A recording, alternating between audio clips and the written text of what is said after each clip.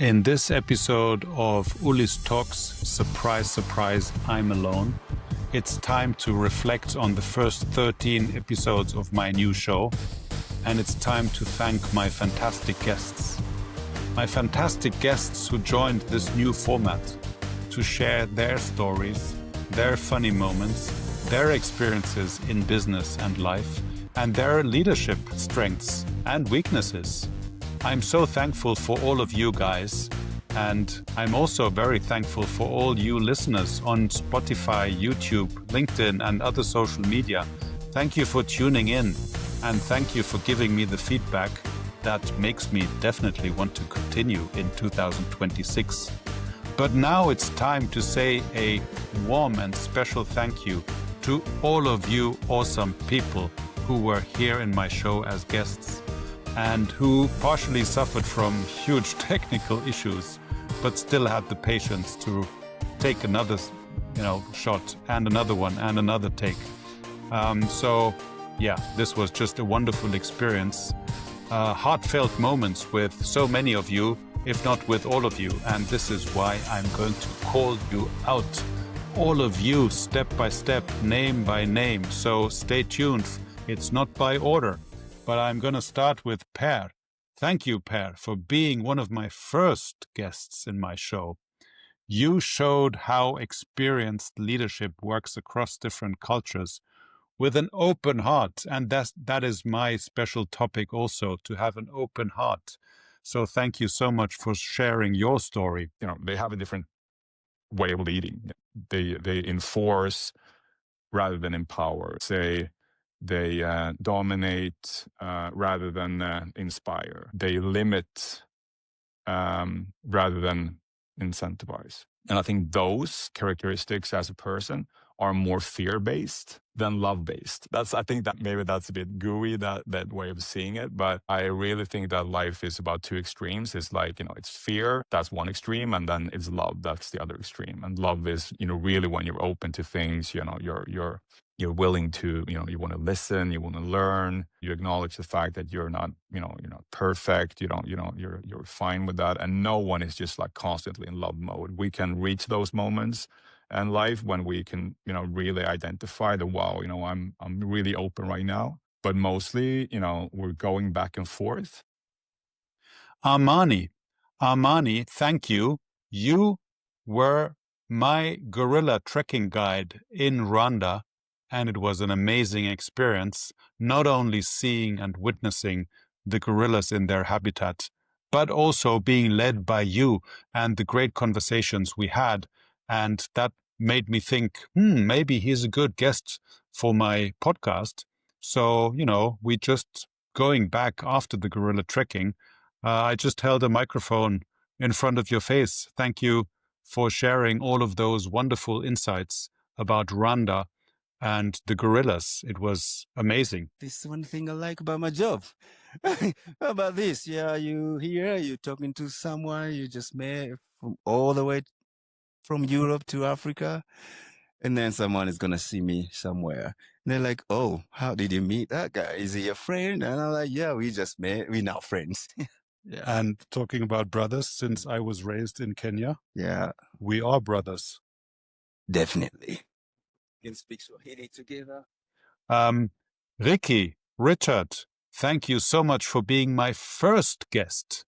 You are my friend, my ex-colleague from a long time ago, and it's just a special thank you to you for being the first test bunny, basically, and sharing your experience in leadership, which is amazing.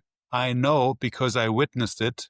And it was great speaking to you again and reminiscing about the great times we had together. Ich liebe dieses, auch wenn es abgedroschen klingt, ich liebe das Wort situative Führung. Jeder Mensch ist anders. Also ich führe ja nicht einfach nur etwas. Ich soll führen. Menschen, manchmal gelingt es mir, manchmal gelingt es mir nicht ganz so gut. Liegt aber natürlich an mir, wie ich führe. Und die Verantwortung, die muss ich mir komplett selbst zuschreiben. Das heißt, das Wichtigste für mich ist, nicht nur die richtigen Leute reinzuholen, dann fängt es mit einem guten Bewerbungs- oder zumindest Kennenlerngespräch an. Wen stelle ich da überhaupt ein? Und wenn ich richtig gelegen habe, dann stelle ich mir jemanden ein, der gewisse Kriterien für mich erfüllt, mit denen ich und mit denen meine Kollegen im Team, die darf ich ja nicht vernachlässigen, ich bin ja nicht alleine, der mit den Kollegen arbeitet. Peter, thank you for sharing so openly about your ADHD story. I find it amazing and really brave.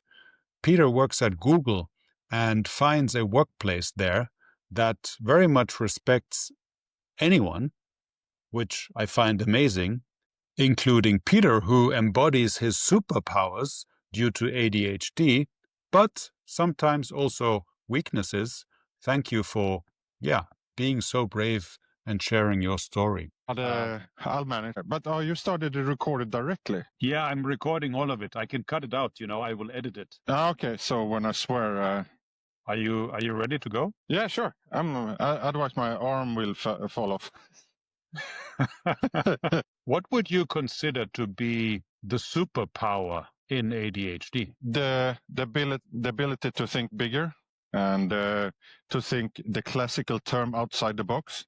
So the reason why you have that ability in general, people ADHD, is because you remove some filters that a never typical person have. So in a non-medical explanation is that you remove some filters and therefore you open up to way more possibilities. You connect dots that seem very crazy, like how that thing here connects to that part. You see those patterns. Lassie, thank you. The AI champion, the entrepreneur, the former CMO who became AI entrepreneur, building AI agents across the board with so many different topics. You were freezing out there, but you didn't dare to tell me, or you forgot because you were so engaged in the conversation. I loved it. Thank you for being on my show, and we need to make a second part. Lassie, good morning. Good morning. Where are you? I am in Stockholm and I've been running around like a headless chicken looking for a place to sit down. And everywhere I sit, there's like a delivery truck or caterpillar that comes up. Quite quickly, I learned that the AI, it's like an instrument. It's like an airplane, honestly, that you have to learn how to fly. And most people are not willing to put the time and effort into learning how to fly an airplane. And so I decided to make a turn in my life and create a completely different career for myself and just designate all my time into learning how I can make AI do my job for me. And I've noticed that the number one limiting factor is really yourself often, that people don't give themselves permission to learn these things. They put all kinds of excuses forward. I hear always excuses like, for example, oh, AI can't do this. People say that kind of thing. But what I found is that there is nothing that I haven't been able to make AI do or imitate, because if you use creativity and patience to break down virtually any task that humans do into small steps and small individual decisions, you can solve basically anything. Gaddafi. Okay. Gaddafi, I get goosebumps when I think and speak about Gaddafi. Gaddafi is actually, yesterday, on the 22nd of December, Gaddafi won a prize, an award in Rwanda to become the most successful or the biggest visual director in Rwanda. Congratulations. Here, I already congratulated you on Instagram. Now I do it here in my show. It was great having you on my show. You were a very special guest because we spoke about different things that really touched my heart. One being the Rwandan genocide and history that made not only you, but so many in your society become successful entrepreneurs, businessmen, and maybe even better people. You said very many wise words that touched my heart and make me have goosebumps right now. Rwanda suffered enough. That is why people appreciate having work. People appreciate with, just simple things to get things done, work done, and building up the country, which you managed in a very, very great way. I concluded at some point and this is the most special moment I had with Gaddafi, that the future is bright in Rwanda because of the difficult past and because of the huge success and, according to Gaddafi, the leadership over the last decades in Rwanda and what was built. The future is bright.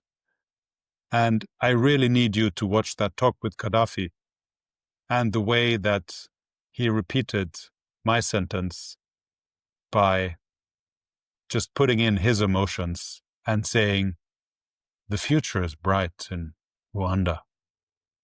The way you did it, Gaddafi, as I said, I can't forget about it. I can't forget about experiencing that. And I can't forget about your entrepreneurial story and development of becoming the most successful and biggest visual director for the biggest music and entertainment events in Rwanda after starting as a photographer, as a student, with taking photos of other students and earning some money from it. Bad things happens in Rwanda, genocide, of course. So this become first pushing factor for us as youth to work hard enough, because we have good leadership, we have security, we have everything we need. Just what we need is work. Yeah, you just work hard and you get what you want to do. Like you achieve your dreams. Nothing can be like obstacle for you. If you have a dream, you can chase it in Rwanda. This is, yeah. Great. This spirit is not around in all the places in this world. It's something special, I think, in Rwanda. Yes. Yeah, we call it uniqueness of Rwandans. So, in my words, the future is bright in Rwanda. Yeah, sure. The future is bright in Rwanda. Travis, an entrepreneur who built a customer loyalty program really successfully, who built a team of 9, but then ran out of money. How bad is that? Travis, thank you for sharing your success story, despite the fact that you couldn't continue with your team. It was a huge success story, and I'm sure we will see a follow-up from you. Looks good. Nice. Audio is good. Light is good. Travis looks good. I put on a shirt today.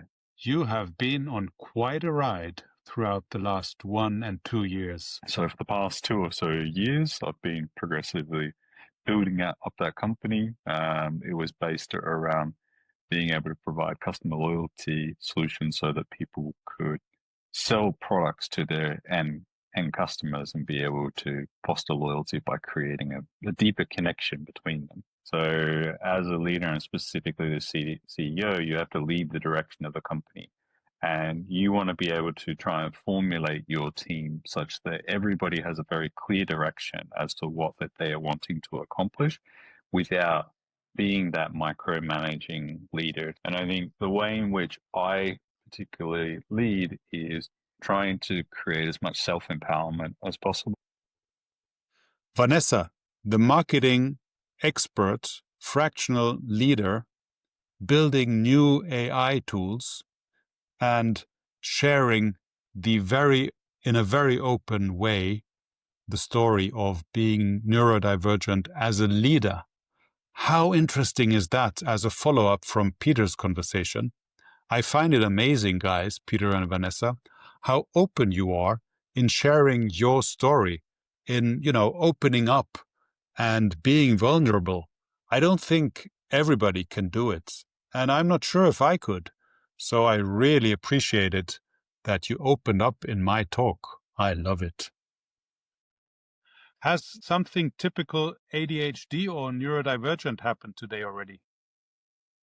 Yeah, I almost ran out to get the filters for my coffee machine without pants on. Like I literally almost walked the door. I was like, shit, I'm not wearing pants.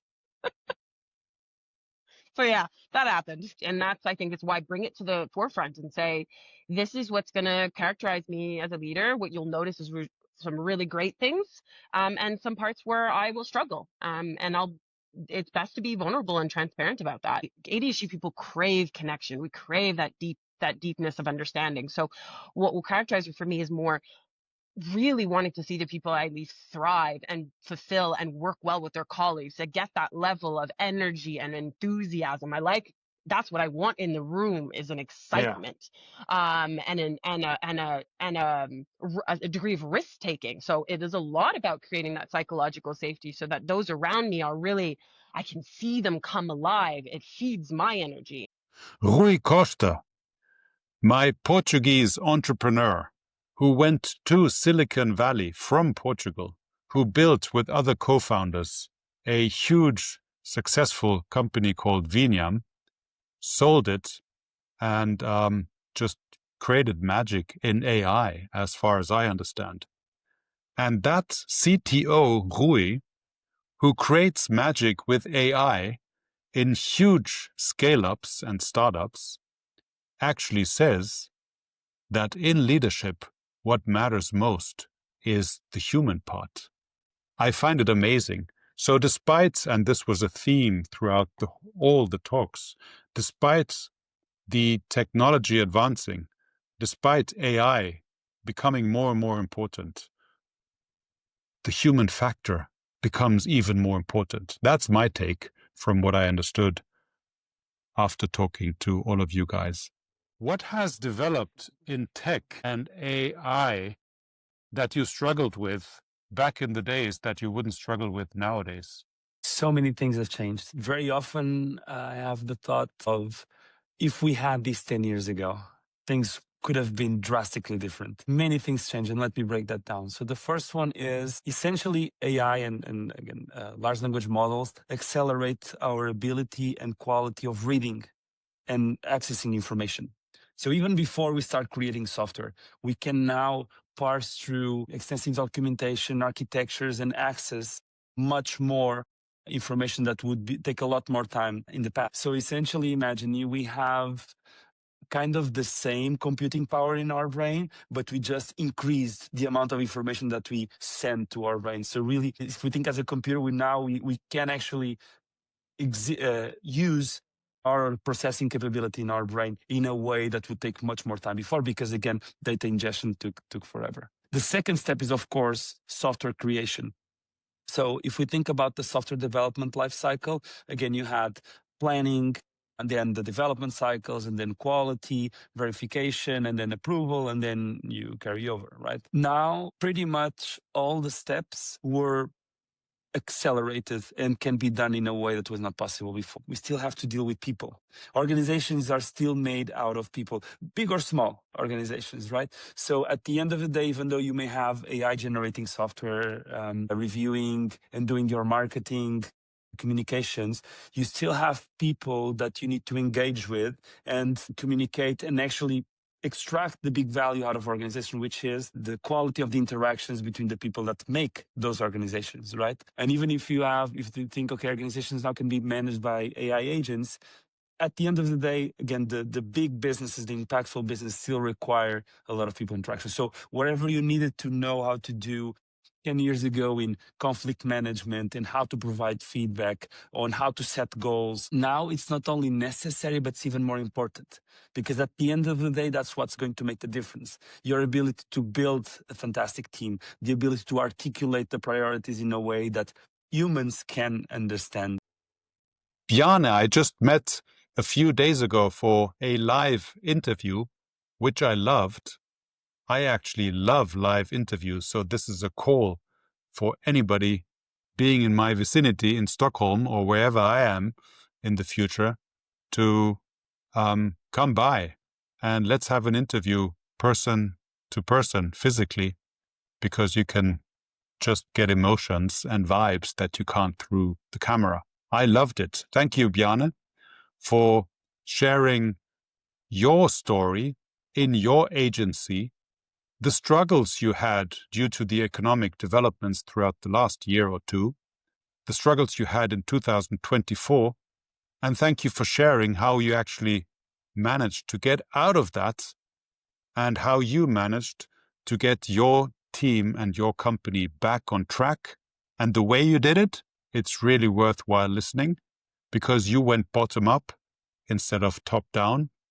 I think it's a blueprint for others to see how you involved your team to get back on track strategically and financially. Congrats on that.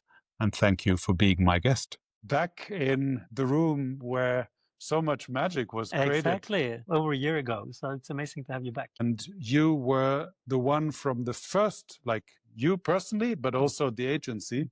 Oh, I love giving you this feedback on camera now. I love it. Just keep it coming. You were the from the first second to the last up to now. We were all completely amazed by what kind of job you did and the results you guys produced for us. What makes a partnership like that stand out? I mean, there's that cliche that it takes two to tango, but it's actually true. I mean, it doesn't matter. You can have a great agency, but if there isn't the right chemistry or the right way of working together with a client, then, I mean, the end result will not be as good. Because in difficult situation, you really need to sort of ask yourself what we are good at and what we are not good at. And this year we're in right now has been a year of transformation for us, where we have been working together as an agency. Every person in the organization has been very deeply involved in that transformation. This time around, last year, in a small group, we formed like the basic direction for our company going forward. And then we launched that direction or presented that direction at a kickoff in January this year, and formed actually 9 different work groups that involved every single person in the organization. I mean, we had one group working with our product management, one group working with our brand, one with our offer, one with our culture, etc. So we had like a brief basically for each group, what we wanted to achieve, and the overall direction was set, but the details was up to those 9 work groups to define. So we had a quite intense transformation period this spring from January till May. And in mid-May, we launched our new brand and our new organization and our new offer. Federico and Simon, I met you in Kigali in Rwanda. We had some tech issues over there. That's why we tried a second time when we were back home again. We had some more tech issues. And yeah, I really thank you for your patience. It was amazing talking to you. You were my youngest guests so far. And it was amazing to learn how you do business, how you set up your startups. And what I find most amazing, the fact that you traveled to learn about Africa and East Africa in Rwanda instead of reading about Africa from out of Germany. I think that's amazing, and that's very important to do. And you confirmed that in the talk and in your posts later on, that if you don't go there, you don't learn about the reality. So you encouraged me and you encouraged all of our listeners to actually go to where the action is happening instead of observing from a distance, because like that, you won't get the full story and true story. So thank you for being active in Kigali, because that's how we met. Thank you for coming on to my show. And I really want to have a follow-up with you too, to see how your business is developing in building AI. Since October last year, we're hustling together 7 days a week, and accomplished quite some great stuff along the way. Also suffered quite a lot. And now 3 weeks ago, I think, met Uli in Kigali in Rwanda. The reason why we went to Kigali is that, as Simon pointed out, we hustle a lot. What do we do it for? And I think that's the most important aspect. Like whatever you do in your life, you have to go to sleep and wake up and feel like you're doing something fulfilling, something that satisfies you. And what we do right now is quite abstract. We are in the AI world and bring companies into AI overviews. So if you have a product and you want to be featured in AI overviews or ChatGPT, we help you accomplish that, which is great. It's working. We also realized that it can work But we don't need to bring this to 10 billion to realize that actually we also want to do something meaningful and want to know what the real problems in the world are, not only luxury problems. And I think a good starting point is going where there can be more exposure to those. And Kigali is quite advanced, so we thought we have to know what goes on in, okay, now it's very generalizing, but saying Africa. And of course, it's a generalization, but also we don't know what happens in each country. Kelly, you are next. Thank you for being on my show, and so far being the only one from people and culture, so representing the HR perspective in leadership. It was great catching up with you on the Candid Feedback project that we did a few years back. And your view on how AI is shaping HR was super interesting. AI is all over the place. You worked in New York, and then you went east to Stockholm. Why? Very far east. Why did you do that? Good question. So I moved to New York in, when was it? 2012, early 2012. And I was working in recruitment there. At the same time, met a Swede who was also living in New York. And then we decided that it was time for a change, and we wanted to leave the city. Yeah, like almost 10 years later, we're still here. What is the current hot topic in leadership in HR? You know, the obvious one is AI for sure, and how to integrate AI processes while keeping things human and connected, because AI can do a lot and replace a lot, but I don't think can replace that human connection that great leaders and great managers need to have. I think there is a personal connection that in all really great leaders that I've seen, they put themselves out there for their team.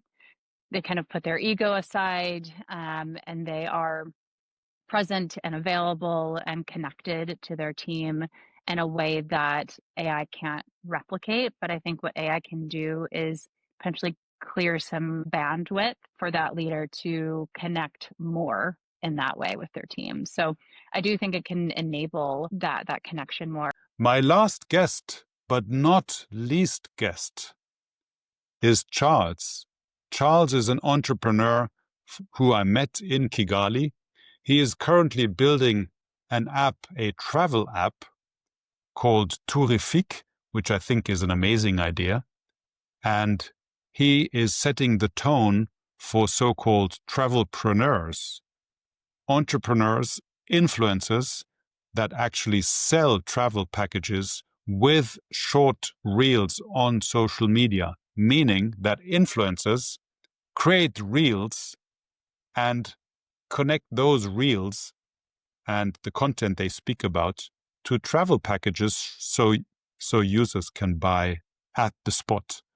Good luck with that. And by the way, Charles, I'm impressed of your energy to come back to Rwanda, the place where you originally come from. You left Canada to be back in Kigali, to change the world in Kigali, to change the business in Rwanda, to support the business in Rwanda, to make the place and the business place in Rwanda a better one.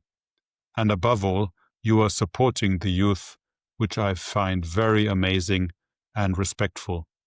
Thank you for sharing your story, which was not an easy one throughout your lifetime, coming from Rwanda.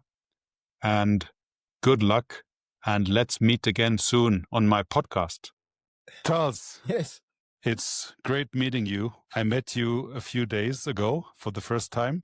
The first impression I got from you is actually being confirmed by meeting you.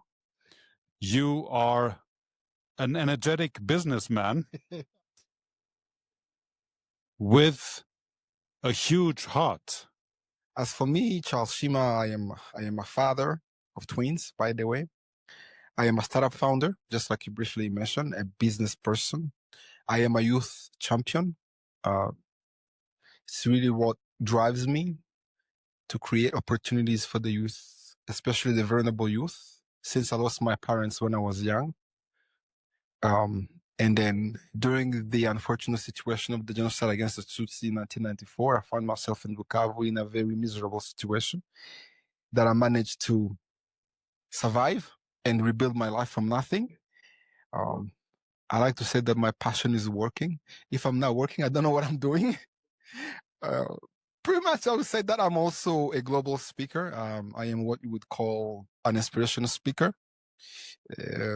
One of my specialties is to change the negative narrative of the continent of Africa and as well as of us, the Africans. This may not be Silicon Valley yet, but there's a lot of great ideas, technical ideas that are being initiated by the youth that you would think from where I used to be in Canada that, oh, these are just young people in Africa who we just have to come and save, that they can't do much. So that really drives me, and it comes from a good place. A few days ago, I was at an event called Africa World from Norskin, the Swedish foundation. And one of the quotes that I remember is that if you want to create impact in Africa, you need to create jobs. And speaking about opportunities, I would like to make the bridge or build a bridge to your current new startup, Tourifique. I actually find this name magnifique. Tell us about Tourifique and your startup plans. Finally, after 5 years, I have found a way to create jobs now for 1 or 2 or 3, but for like thousands of them, if not millions. In a nutshell, I can say proudly that we just changed the way we discover and book things to do, hotels and stays. And so far, the feedback has been tremendous. So if you go look at Terrific, internationally, so unlike the other regular platform where you discover tours and activities, you kind of see that it's video based, it's short form based. So the idea is you look at a video, because we know over 74% of Gen Zs are using social media to discover where to go next.